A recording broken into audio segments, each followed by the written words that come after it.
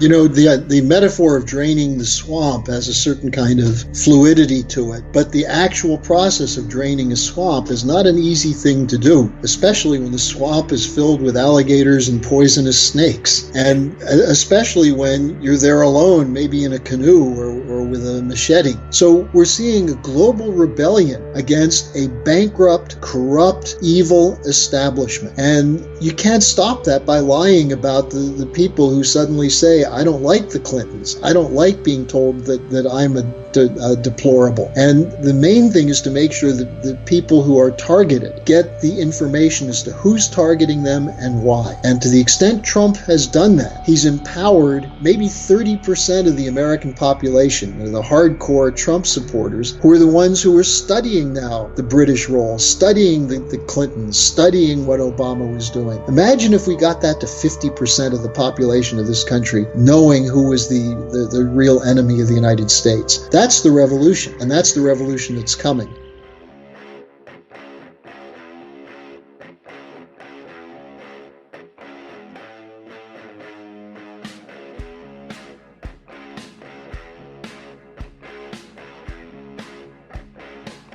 Hi, and welcome to the X22 Report Spotlight. Today we have a returning guest, Harley Schlanger. Harley is an historian, a national spokesman. He has been covering the financial industry since the 80s for LaRouchePAC. That's LaRouchePAC.com. And I am very happy to have him back on the X22 Report Spotlight. Harley, welcome back to the Spotlight. Hi, Dave. How are you? Hey, doing great. Thanks for being here once again. And we have a lot to talk about. I mean, right now we have the elections coming up, and we've been seeing chaos throughout the mainstream media. I mean, everything is just happening all at once in the last 3 weeks. As we approach the elections and as, things start to really heat up now because we only have a couple days left, do you think the deep state is going to lose control of the system? Do you think we're on that path right now? And you think they're very worried about this? Well, they're definitely very worried. That's why we've had this Operation Chaos thrown into the election campaign. I mean, I've never seen anything like this with the fake pipe bombs, the massacre at the synagogue, the way the Kavanaugh case unfolded, the number of other things, the Khashoggi murder. There's just a what you would call a cacophony of events, all of which are designed to negatively affect the support of Donald Trump. With the media saying that Trump is responsible for these actions.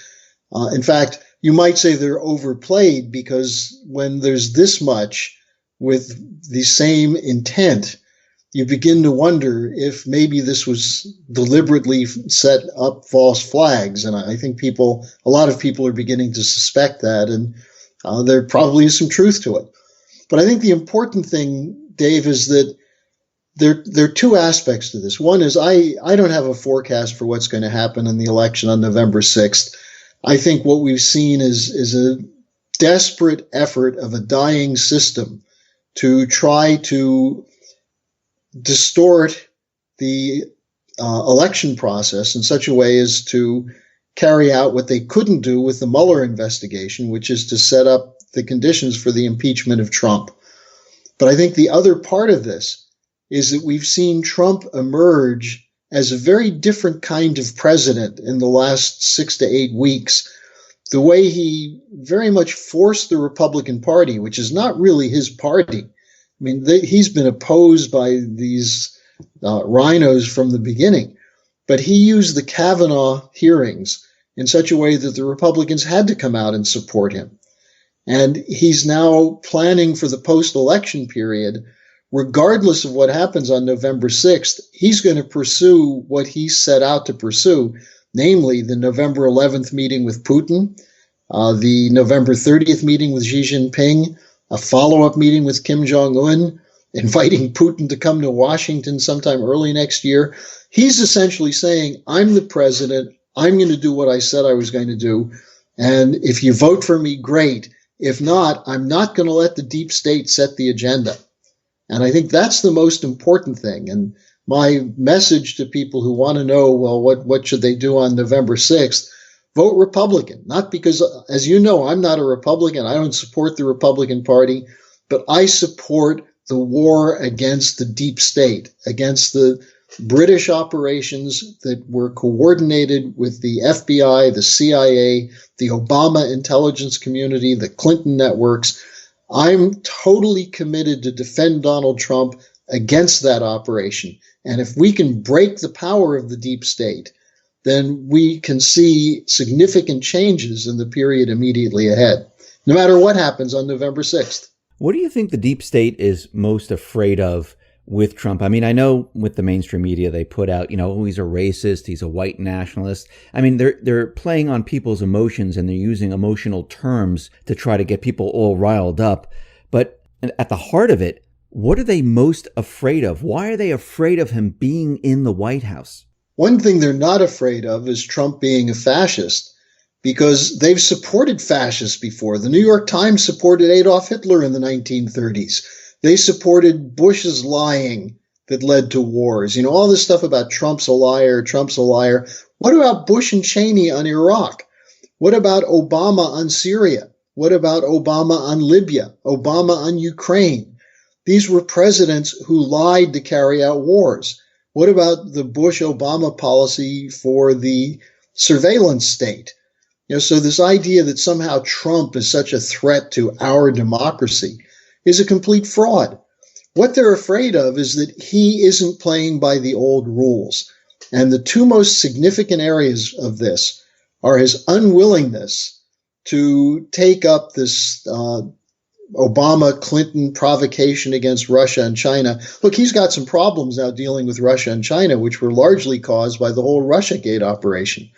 But he is still committed to breaking the policy of regime change and wars.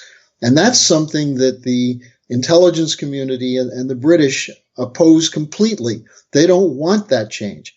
Secondly, I think they're terrorized that if Trump actually forges a collaborative relationship with Putin and Xi Jinping, and by the way, he spoke with Xi Jinping just yesterday, and they had a very good conversation, and Trump came out afterwards and said, look, we still have good chemistry.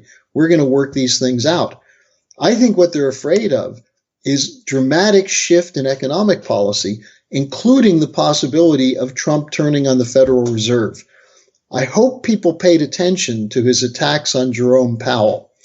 Not because they were attacks on Powell, but the way the Federal Reserve has a sense of an independent power above the elected officials of this country to make policy. And if he takes that up in conjunction with working with China on the Belt and Road Initiative, working with Russia in countering terrorism, all the idols of the post-war period, all the structures put in place to benefit the most wealthy financial swindlers in the world, all of it breaks down. And it's a whole new ballgame then. And that's why they fear Trump. I just want to go, you mentioned Xi Jinping, and I want to go back to that for a sec here. The corporate media, they're out there always saying that, his tariffs and everything that he's putting into place as economic policies, they're going to destroy the economy. And of course, right now we see the economy booming. And we know there's a lot of manipulation behind this, same manipulation that was there before Trump. And I think he's just using this to his advantage right now. But with China, do you think what he's doing here is he's trying to even out the playing field for when this system has to be reset? Because, like you said, if we get rid of the central bank, the Federal Reserve, and we're no longer on that type of system, we really don't have manufacturing. We really don't have incredible trade deals with all these different countries. Is that his plan? I think so. I think that he gave some indications during the 2016 campaign when he spoke about Glass-Steagall. He attacked the idea of the hedge funds setting the agenda, the shadow banking system. And then he's been pretty cautious on that since he's been in office. Now, maybe part of it was because he had Mnuchin and Gary Cohn from Goldman Sachs there. But I think it had more to do with Trump feeling that he had to break free of this Russia scenario, the Russiagate narrative, number one.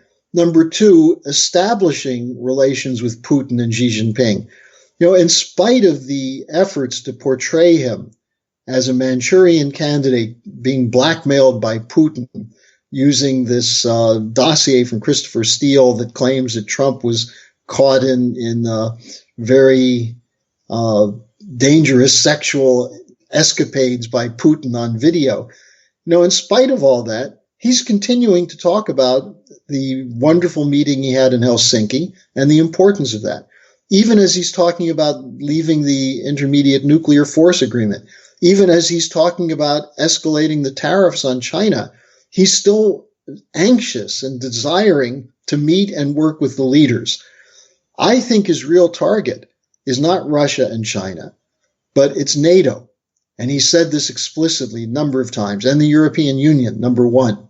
Secondly, I think it's the World Trade Organization and the global banksters. He's made that clear on several occasions. And so I think negotiating position, look, we do have a trade deficit with China that's big.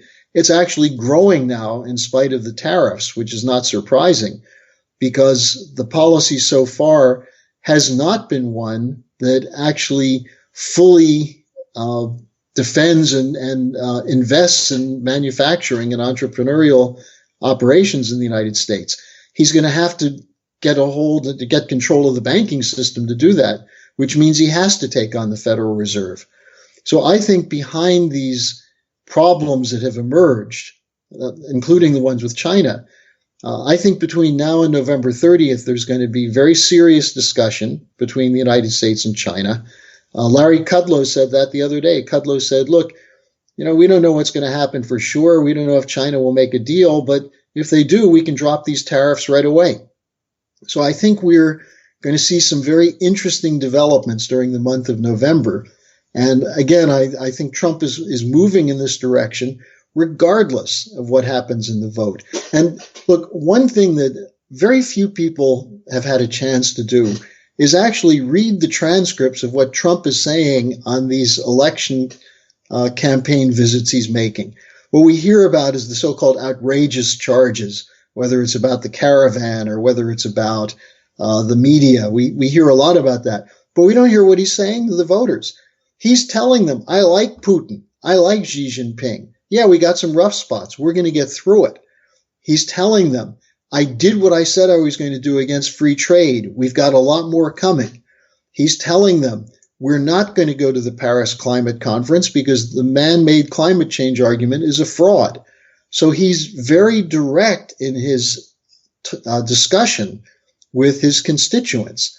And we're not hearing that because the mainstream media is too busy trying to prove that Trump is a neo-Nazi, racist, anti-woman, anti-Hispanic lunatic. You mentioned the mainstream media where they're continually, like Trump says, using fake news and trying to kind of take out what he's saying. They're creating noise. But what happens when everything starts to fall into place, when, Trump meets Putin, he meets with Xi Jinping, they make a deal, and all of a sudden everything starts to fall into place. Those people are arrested who need to be arrested, and people look at the mainstream media then and say, well, wait a minute, you've been telling us one thing and now something completely opposite is happening. Isn't the mainstream media worried about losing all trust from the American people? Well, I think they're making a big bet that that's not going to happen. But the fact is that a growing section of the population now believes that Trump is right when he talks about the fake news media,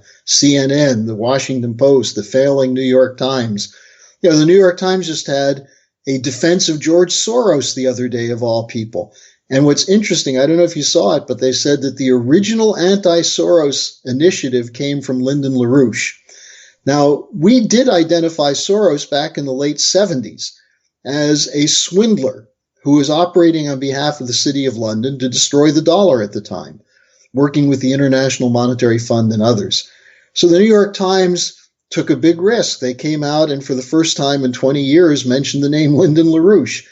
I think they're doubling down with the belief that they're going to win the November 6th election and they're going to be able to get Trump. Now, here's the deeper issue. If the mainstream media wins, if the coup succeeds, we will probably end up in World War III during 2019 because the Russians are preparing as though they will have to fight a war against us. So are the Chinese. And it's not because of Trump. Putin and Sergei Lavrov, the Russian foreign minister, have been clear on this. They're saying that there are forces running the administration outside of Trump's control who are committed to war. So therefore, the Russians have to prepare for that. Now, it's ironic, given that the Democratic Party used to be known as the Peace Party, that if the Democratic Party succeeds, we're going to have the biggest war in world history. And it's because the Democratic Party has given up every pretense of representing the interests of the forgotten men and women of this country for the sake of power and money. Now, the other point, though, and I think this is another important one, the Republican Party has been changed in the last 6 to 8 weeks, maybe the last 4 months. You see it in someone like Lindsey Graham, who when John McCain was still allegedly alive, Lindsey Graham was clinging to McCain's skirts and attacking Trump all the time. Now he's come out as a much more forceful defender of the president. We saw that in the Kavanaugh case. So I think Trump has done a very skillful job of moving the Republican Party. Now that brings us back to this question of the media. You know, I'm not in the United States a lot, but I do a lot of media and interviews in the U.S. and get a lot of questions on some of these radio shows from average listeners. And I would say that the disgust at the media is higher than I've ever seen. In fact, the disgust with the mainstream media is about as high as it is with the disgust for Congress or the disgust with Hillary Clinton.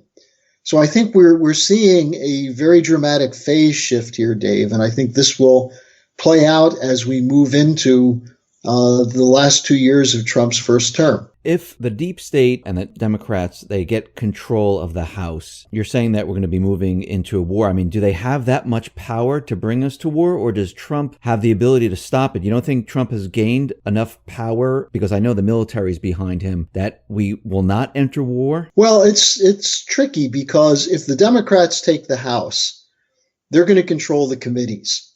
And that means they're going to shut down the investigation of the deep state.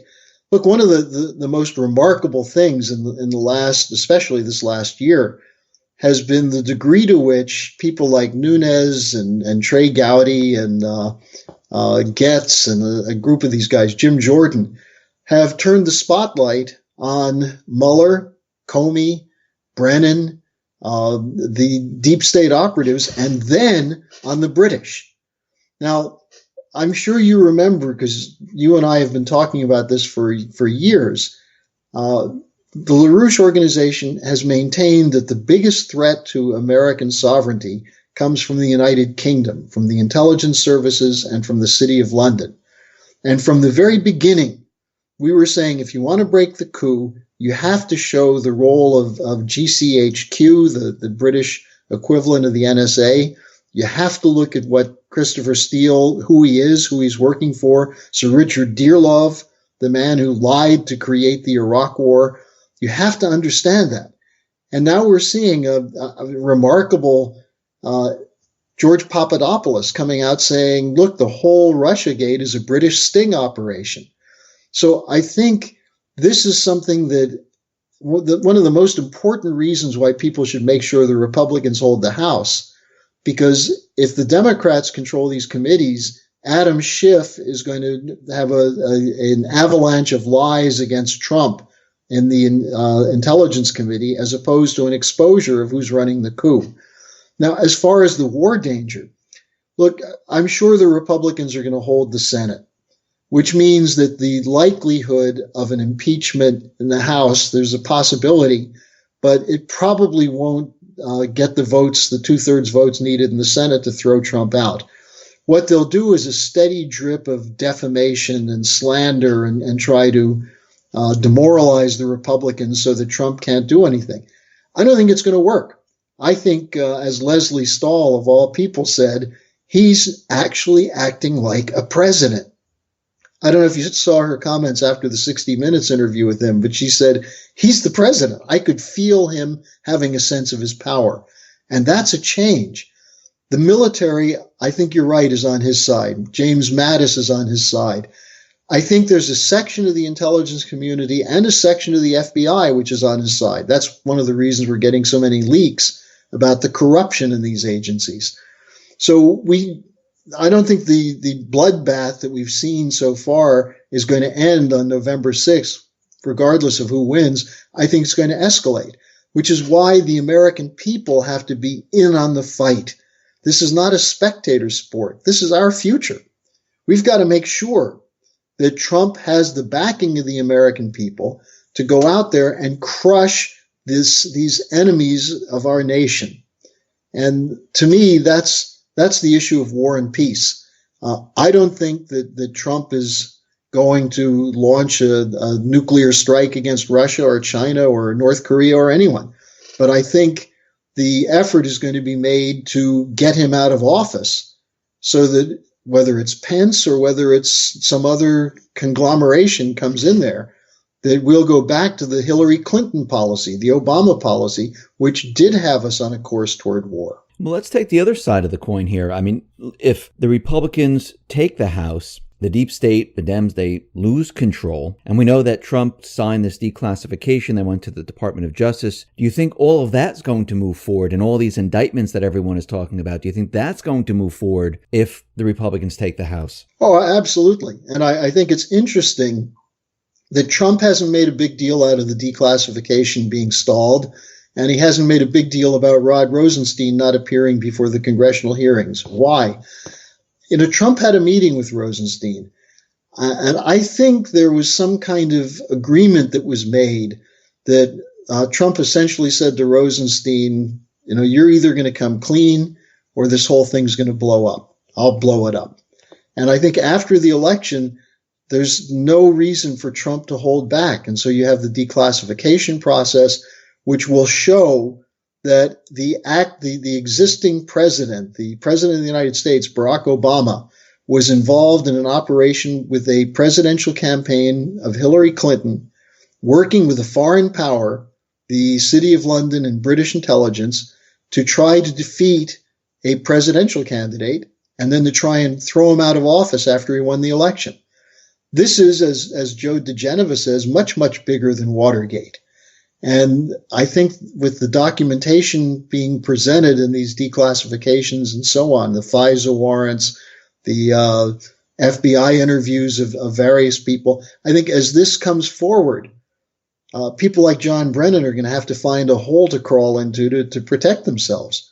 So I think the possibility of breaking apart, doing what John Kennedy said should have been done to the CIA in 1962, or 61 after the Bay of Pigs, it should have been broken up into 1,000 pieces.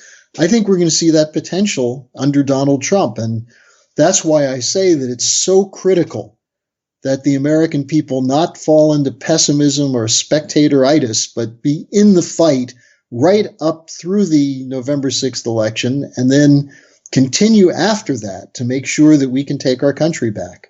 Let me get your opinion on this. So if the declass does happen and it shows that Obama, Clinton, and the whole gang, they were, all in on this corruption. They were spying on Trump. They were selling secrets to the Chinese. And this does come out. This is going to rock the nation. I mean, especially those people that haven't really been paying attention. Yeah. This country is going to, people are not going to believe this at all. Well, I think that's a problem you have because too many people are trapped in fantasy football and various kinds of media-induced stupors. But, reality has a way of having an effect in breaking people out of that. And, I think the FISA warrants themselves will show that the FISA court, which was functioning as a completely secret arm of the deep state to target Americans illegally, under the FISA mandate, they're not allowed to target Americans. So what do? They go get the British to do the work. GCHQ is intercepting signals. The Five Eyes, Alexander Downer, the Australian High Commissioner to the United Kingdom, is planting stories on George Papadopoulos. This is a hard story to believe if you haven't been following it closely. And I think that once it starts coming out, people are going to have an insatiable desire to find out what really went on. Was Obama really that corrupt? And, I think you remember when Obama left office, his popularity was pretty low. And it went up because of all the attacks on Trump. And people said, well, Obama wasn't that bad. Obama was horrible. He was taking us on a course toward war and dictatorship. And the fact that he authorized illegal intelligence operations against a presidential campaign, that goes much beyond anything Nixon was ever accused of. And I think you're right, Dave. This is going to cause a real shock, but it should, because our government has been in the hands of people who are criminals. Now, also, that's why I say you have to have an economic component here. That, we see elements of the economy that are doing well and that people say, well, this is a real recovery, but we still have not had a significant uptick in manufacturing. Wages are still lagging behind. We've not yet broken, we're in a terrible situation regarding debt. Public and private debt is up 60% since 2008. It's unsustainable. And when people find out, you read in the paper that Jeff Bezos made or lost $12 billion in one day on the stock market, it's unbelievable. And people can't grasp that this is not about business or capitalism. This is thievery. This is swindles, Ponzi schemes, sanctioned by the government because the private banks, through the Federal Reserve and through the City of London, control the governments. So as this story gets out, if it's told properly, I think the American people are going to follow it really closely and be astounded at what we've put up with these last 20 years.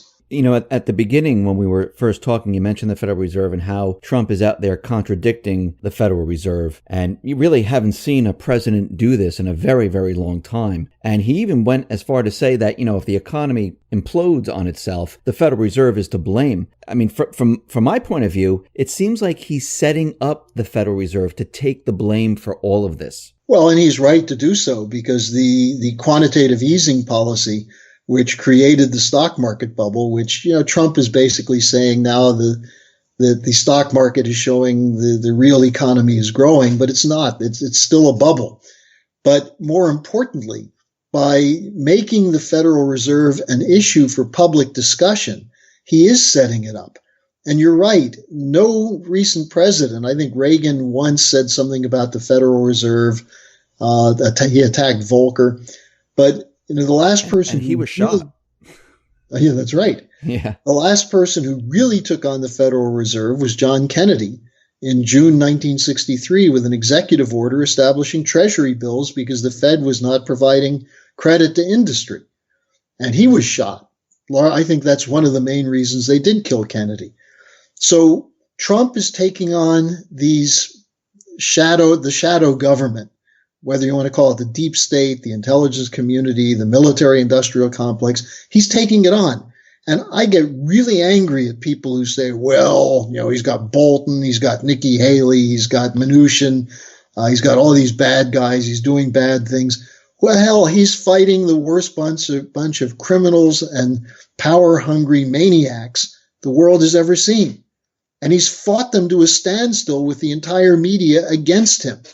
And he started to expose them so that the Congress was able to have the guts to start telling the truth about who's running Russiagate. The only thing the Congress hasn't done, the Republicans in Congress, is tell you why this is being done. It's not just against Donald Trump. It's against Trump's breaking with the Washington consensus, the London consensus, the neoliberal policy. And this is astonishing, because who would have thought that the person who would step forward to fight these criminals would be Donald Trump? If you go back in a time machine to 2015 when Trump first announced, who would have predicted we'd be in this situation today? But one of the things he's done is he's polarized in the right way so that people now see who are the enemies of this country, who are against the idea of loving America? Who's against the idea that the government of the United States should fight for the interests of the people of the United States? Well, it's the mainstream media. It's the Clinton Democrats. It's the Bush neocon Republicans. So Trump has given us a roadmap. And even if he's made some bad decisions, and I don't agree with everything he's done, but I think on the whole, he should be defended as someone who's shown the courage to do what no president has done, including Kennedy, to openly come out and identify the enemies of the country. He had to navigate through a community, an intelligence community, the Democrat community, the neocon community, where they have been embedded in this system for a very long time, infiltrating everything. And he had to step into this where everyone was against him, like you said, the mainstream media against him, everyone in the FBI, almost everyone in the FBI, the CIA, NSA, you name it, they're all against him. And he had to turn everything around. I mean, that is a very difficult task. I mean, think about a new manager coming into an office and saying, okay, we're going to, create something new. We're going to change everything. Everyone normally fights against that one manager because they don't like change. He had to come in and change everything. And it's a very difficult task. And it doesn't happen with the snap of a finger. It's completely impossible, especially if you want to indict people, bring people up to military courts or to civilian courts. You have to change out all the judges. You have to change out everything, because most of these people are corrupt, and it's a very long, drawn out process. And I think some of the moves that he made, I think he's done it on purpose to get around certain obstacles and then come back to it and then say, okay, now I don't need that anymore. Let's move forward with this. And I think it's a very difficult process. And I think he's done a great job up to this point. The metaphor of draining the swamp has a certain kind of fluidity to it. But the actual process of draining a swamp is not an easy thing to do, especially when the swamp is filled with alligators and poisonous snakes. And especially when you're there alone, maybe in a canoe or with a machete.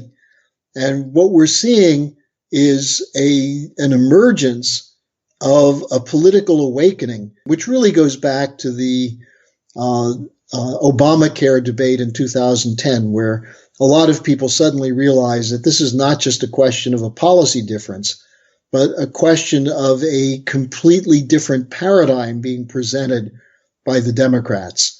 And the key thing in Obamacare, people said, well, it's government takeover of healthcare. It's worse than that. It was an attempt to use the healthcare system to kill off Americans. That was what Obamacare was about. And very few people would say that.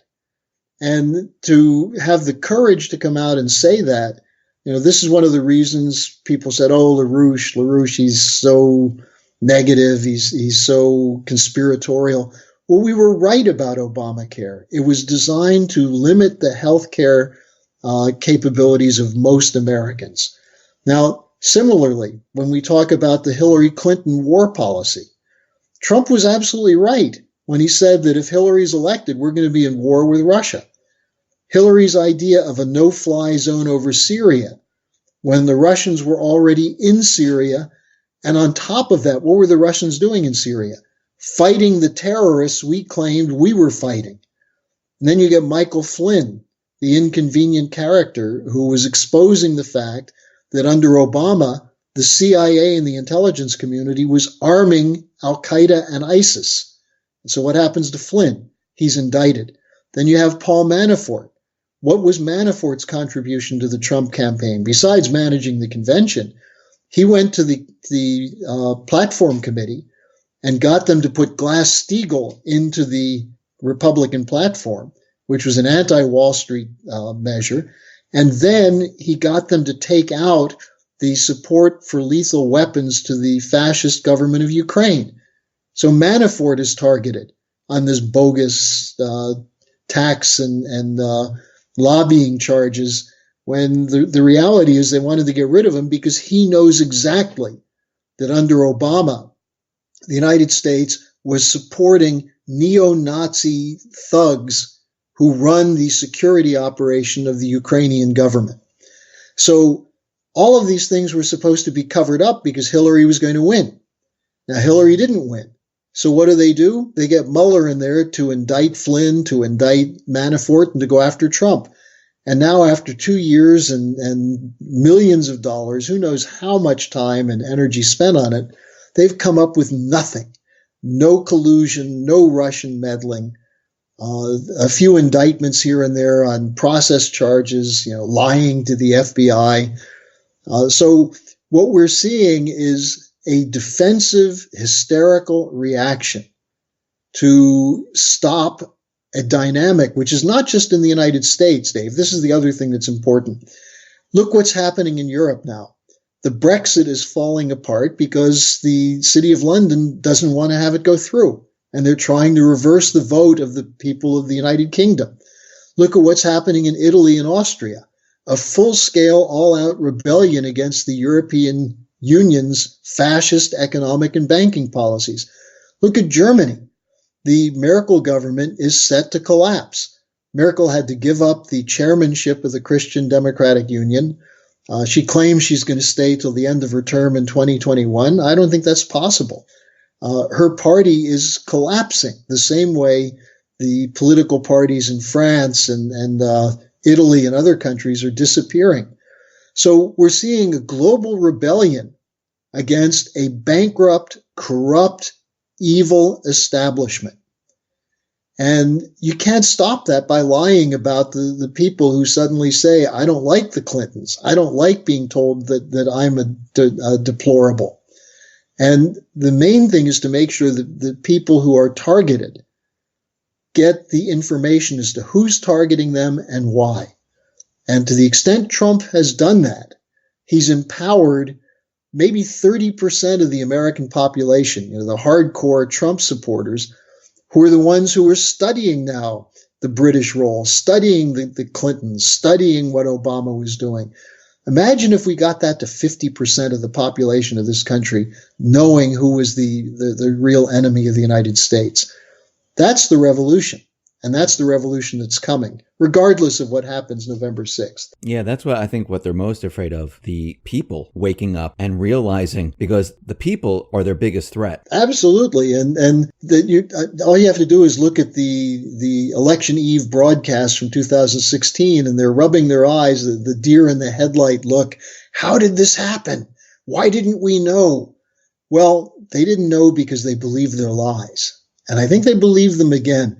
And again, I'm not making a prediction, but I think this idea that the blue wave is going to sweep over everything, unless there's massive fraud run through the National Security Agency and the real meddlers, I think we're going to have somewhat of a standoff on November 6th.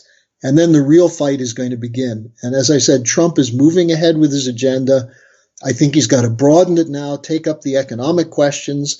I think his meetings with Putin and Xi Jinping are crucial. Also with Kim Jong-un. Look, the people who were accusing Trump of threatening North Korea and maybe leading us toward nuclear war now are saying that Trump is too nice to Kim Jong-un. And we may have a significant shift on the Korean Peninsula. We already have had it, but a significant shift that occurred because Trump worked with Russia, China, Japan, and South Korea, something that Obama didn't do, that Bush didn't do, and that Hillary Clinton wouldn't have done. We could have an accelerated Trump-Putin collaboration to crush the remnants of terrorism, including who are the supporters of terrorism. The Saudis have generally gotten away scot-free on this. In fact, Mueller and Comey covered up the Saudi connections with Al-Qaeda and ISIS. But what's happening in Saudi Arabia right now, who knows what's going to come forward in terms of the Saudi role in supporting terrorism. So I really think there's a global revolution underway. And instead of being disappointed that your pet issue is not being addressed by Trump, join the revolution. Let's overthrow this corrupt system and bring about a revival of the American system of physical economy, of a banking system which is not controlled by a few private individuals, but actually is committed to directing credit to physical production, to infrastructure development, to scientific and technological progress, because that's what made our nation strong. And if we get back to that, the deep state is going to be, you might say, in deep sixth. Yes. Harley, thank you very much for being on the X22 Report Spotlight. Once again, how can people see your work and get in touch with you? I'm writing an article every week on this, sometimes 2 a week, and you can contact me at my personal email, harleysch@gmail.com. That's HARLEYSCH@gmail. And I've received lots and lots of emails from your listeners, Dave. You have a very sophisticated, educated audience, and I've had actually some very good ongoing dialogue with them. So I welcome that. Please feel free to send me your ideas, thoughts, questions, criticisms, and you can sign up for my blog through reaching me at my email, and I'll be happy to make sure you get my regular weekly articles. Fantastic. Harley, once again, thank you very much for being on the Spotlight. I really appreciate it. Okay, well, thank you, and I'm sure we'll be in touch after the election. Yes, absolutely.